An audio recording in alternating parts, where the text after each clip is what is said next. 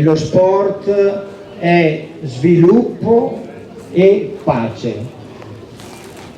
Io rifletterei un attimo su cosa vuol dire, specie in questo momento, lo sport è segno di pace. Lo sport abbatte tutte le barriere, non ci sono confini, non c'è sesso, non c'è religione, non c'è colore di pelle. Lo sport accomuna tutte le persone, tutti i popoli in un'unica semplice attività. E allora non possiamo che dire evviva, evviva, evviva lo sport!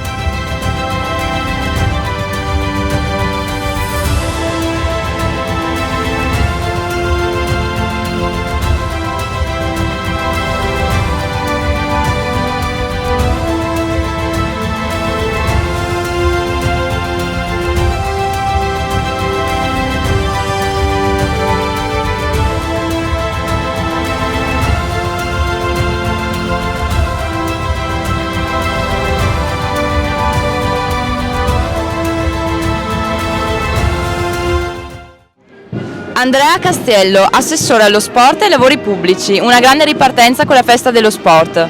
Sì, proprio così, siamo ripartiti finalmente, quest'anno su 2 giorni, questa è la prima grande novità, sabato e domenica quindi con tutte le associazioni coinvolte.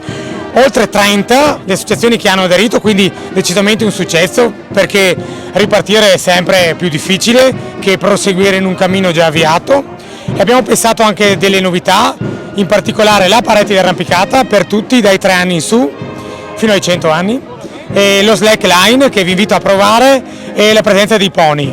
Oltre a questo abbiamo altre novità come il ping pong oppure l'aeromodellismo e il cricket, il rugby, chi più ne ha che ne metta.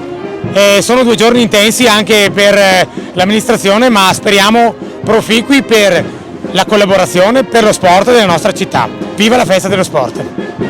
Siamo con Giovanna, presidente del CAI di Lonigo e coorganizzatrice dell'evento Festa dello Sport. Come sta andando?